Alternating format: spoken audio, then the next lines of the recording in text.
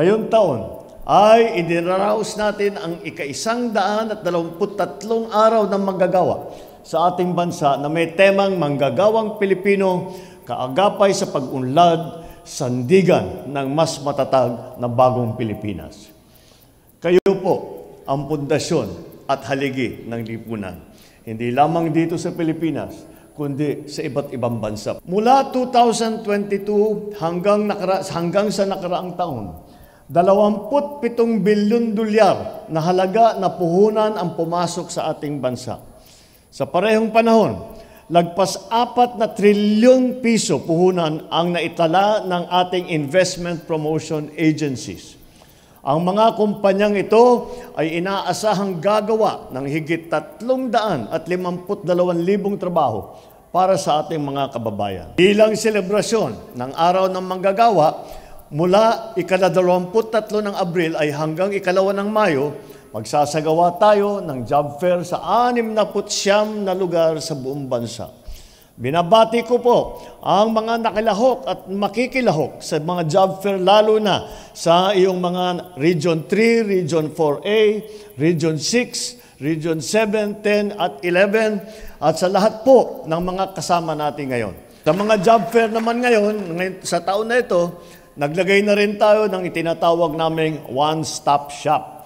Nandito na yung BIR, NBI, PSA, PRC, SSS, Pag-ibig, PhilHealth, upang magbigay ng mga clearance at sertipiko para sa inyong pag-a-apply. Pinadali, pinabilis at pinaayos. Ngayong araw na ito, nagdagdag pa po kami ng serbisyo. Sa tulong ng Department of Health, meron po tayong libreng X-ray, laboratorio at mga doktor na maaaring magbigay ng medical clearance. Sa gayon, makakabawas na sa inyong alalahanin at gastusin ang paghahanap ng trabaho. Itong Marso, inilunsad din ng TESDA ang tinatawag na micro-credentialing system sa TVET. Sa sistemang ito, maaaring makumpleto ng ating mga manggagawa ang maiiksing tinatawag na module at makakakuha na ng modular na certification kahit hindi pa natapos sa buong kurso. Nilagdaan din natin noong Nobyembre ng 2024 ang Enterprise-Based Education and Training Framework Act. Araw-araw, milyon-milyon sa ating mga kababayan ay kailangang gumising ng maaga upang bumiyahe patungo sa kanilang trabaho. Hangad namin na mas marami kayong oras sa pamilya, hindi naman nasasayang na nakapila lamang. Inisiguro rin natin na may masasandalan ang ating mga kababayan sa oras ng pagsubok. Kaya naman ay pinalawak din natin ang mga programa sa tinatawag na Social Safety Net. Batid namin ang pagsubok na inyong kinakaharap, kaya gumagawa kami ng mga hakbang upang maibsan na ang pasanin ng ating mga kababayan, lalo na sa usaping pagkain. Mula Hunyo 2022 hanggang Marso nitong taon, nakapagsagawa tayo ng higit 70,000 labor inspection. Ito po ay para masiguro na ang bawat manggagawa ay may ligtas na lugar ng trabaho, maayos na sahod at makatarungan na pagtrato. Sa usapin naman ng pagtaas ng sweldo, masarap pakinggan ang matatamis na mga pangako. Ngunit ang mga ito ay may epekto sa paglago ng negosyo, trabaho at ekonomiya. Patuloy na pinag-aaralan ng mga Regional Tripartite Wages and Productivity Board ang antas na pasahod sa bawat rehiyon. Nais natin tiyakin ang inyong kapakanan, hindi lamang sa ngayon kundi sa pangmatagalan. Kaya naman, pinalawak pa natin ang mga serbisyong magbibigay ng seguridad sa panahon ng pangangailangan. Para naman sa mga surviving spouse pensioners, sa Setyembre ng taong ito, ilulunsad po natin ang Expanded Pension Loan Program ng SSS. Sa ilalim nito, maaari na rin pong makautang ang mga naiwang asawa ng mga yumaong pensioner ang hanggang 150,000 piso. At para naman maipakita ang ating buong suporta sa ating mga overseas Filipino workers. Natutuwa naman ako na ibahagi na sa ilalim ng Agarang Kalinga at Saklolo para sa mga OFW na nangangailangan o Action Fund, nakapagbigay tayo ng higit 1.4 billion na tulong sa higit 135,000 OFW. Ilulunsad na rin ang National Reintegration Network sa pangunguna ng Department of Migrant Workers at ng DOLE. Isa sa mga layunin nito ang pagtatag ng one-stop shop for reintegration. Pinapatunayan nila na nasa kamay natin ang pag-asa para sa isang bagong Pilipinas. Sila ay mga bagong Pilipino na nagpakita ng disiplina, ng husay at pagmamahal sa inang bayan.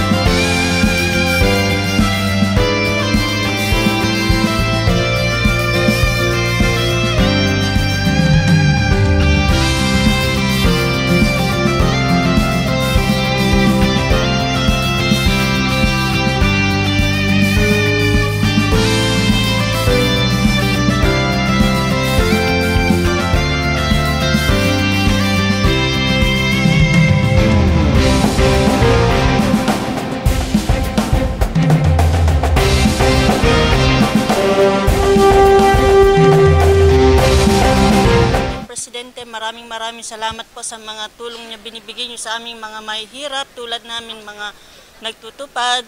Malaking tulong po ito sa amin.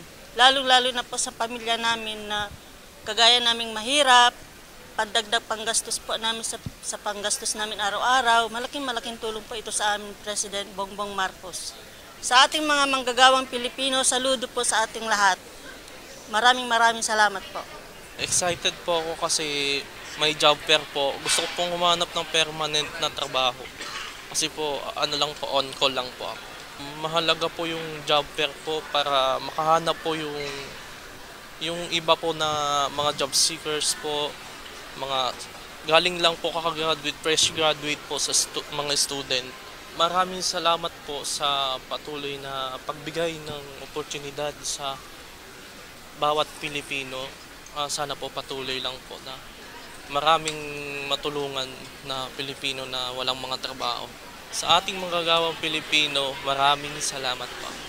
Actually, ito ay first time ko umattend sa ganitong job fair. No? Nagulat din ako dahil may one-stop shop government na. Unlike before na nag-apply ako years ago, na kailangan mo pang pumunta sa mga mismong SSS, PhilHealth, which is ito is sobrang malaking bagay na sa aming mga naghahanap ng trabaho.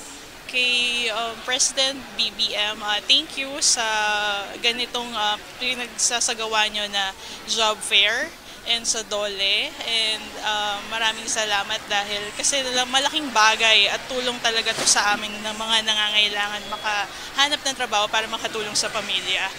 Sa mga manggagawang Pilipino, saludo po kami sa inyo.